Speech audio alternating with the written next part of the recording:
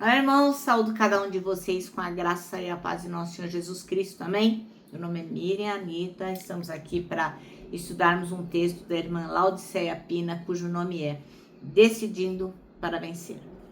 Esse texto foi escrito para o Manancial, que é um livro publicado pela União Feminina Missionária Batista do Brasil, que oferece para a gente mensagens escritas através da palavra de Deus, que é a Bíblia, com o objetivo de inspirar, confortar, fortalecer e edificar a nossa vida espiritual. Como vocês sabem, eu não escrevi o texto, eu só vou ler e contar para os irmãos aquilo que entendi. Quero que os irmãos também façam a gentileza de compartilhar, de comentar, de se inscrever, de acionar o sininho. E quando você faz lá um comentário, o YouTube entende que esse vídeo é relevante. E a relevância desse vídeo, vocês sabem, é a palavra de Deus. Então eu peço a gentileza de que compartilhem este vídeo, tá bom? Nós vamos ler segunda Crônicas 13, de 1 a 8. E antes disso, eu peço aos irmãos que se juntem a mim numa oração. Ó Pai, nós te agradecemos por todas as coisas que tu tens nos mostrado, que nós possamos compreender como vencer as nossas batalhas. Que isso fique muito claro e que nós possamos aplicar em nossas vidas. É o que eu te peço, é o que nós te pedimos, em nome de Jesus Cristo. Amém. Bom, irmãos, então assim, eu vou dar uma prévia para que vocês possam, para aqueles que não têm intimidade com a palavra de Deus, possam compreender o que estava acontecendo. O que acontece em 2 Crônicas 13? Qual que é o contexto? Bom, lá vai acontecer uma guerra crucial entre dois reinos. O reino de Judá e o reino de Israel. Essa guerra acontece na época do reinado de Roboão em Judá e Jeroboão em Israel. E isso é fundamental que a gente entenda para compreender como é que eles se dividiram, né? Ficou 10 tribos para um lado, 2 para o outro. O que acontece? O irmão Salomão, o rei Salomão, morreu. E aí o que aconteceu? O reino de Judá se dividiu em dois. O reino do norte, que é Israel, e o reino do sul, que era Judá.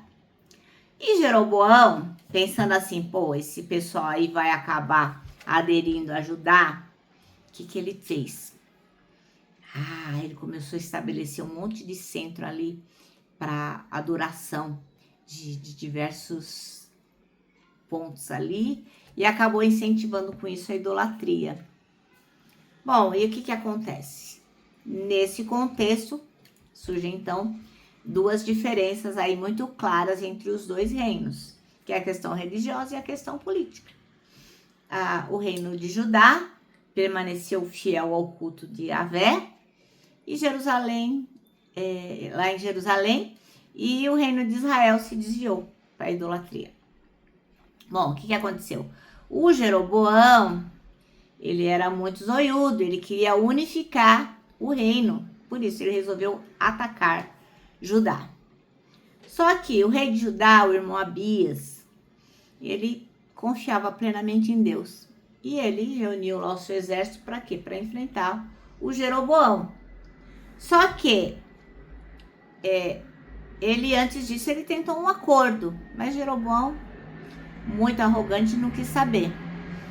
Mas o que tem de importante nessa lição assim, a fé do irmão Abias. Porque a fé dele, a fé do povo de Judá, que continuava rendida ao Senhor, a Yahvé, acabou dando a vitória a eles, né? Eles continuaram com o compromisso de cultuar ao Deus verdadeiro.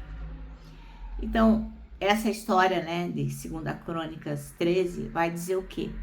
Que a obediência traz bênçãos, né? Enquanto a desobediência leva à destruição. Bom, e diante desse cenário, a gente tem que se lembrar que nós, os seres humanos, estamos sempre disputando alguma coisa. Uma vaga, um namorado, faculdade, um emprego novo, um cargo, enfim. A gente sempre está disputando alguma coisa, seja um cargo político,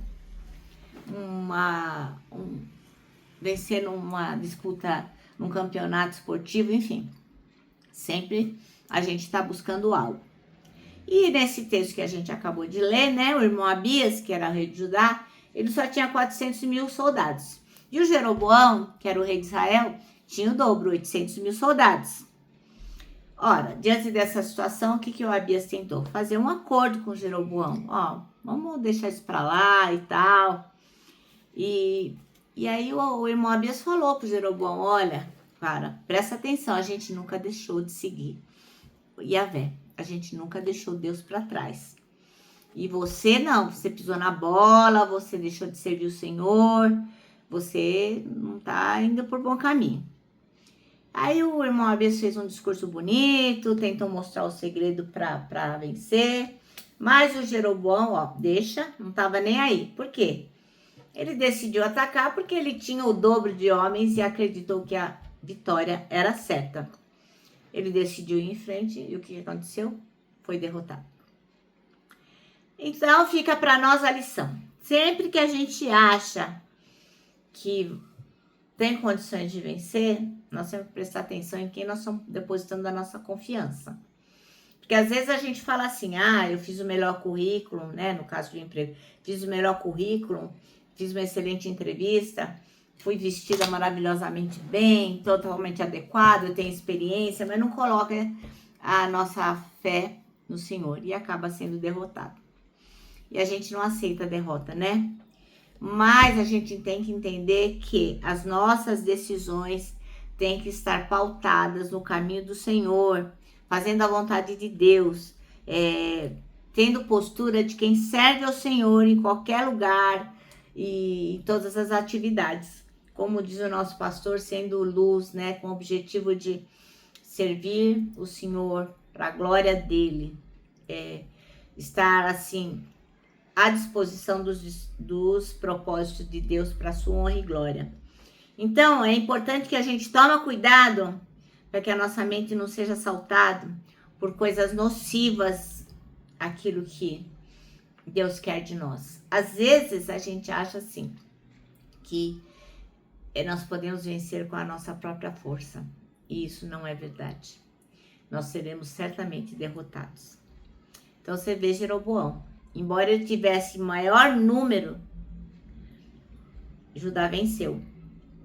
Judá venceu por quê? Porque ele confiou na ajuda do Senhor. Então, meu irmão, minha irmã, põe isso na sua cabeça. A vitória não acontece automaticamente. Ela depende da vontade do Criador. E às vezes a gente não vence não, viu? O nosso manancial termina assim, ó. Quem não faz a vontade de Deus está pecando. Ou agradamos a Deus ou desagradamos. Não tem meio tempo. Bom, eu vou terminar aqui, deixando aqui o meu abraço diário de urso, ó. Lembrando que para nós que sabemos como devemos decidir para vencer, para nós o abraço da super mega, certo? Quero que você se lembre também do Salmo 25, versículo 12, que diz: quem é o homem que teme ao Senhor? Ele o instruirá no caminho que deve seguir. Agora vamos me despedir com a frase de A.W. Tozer, que diz o seguinte: tudo está errado até que Deus venha e conserte as coisas.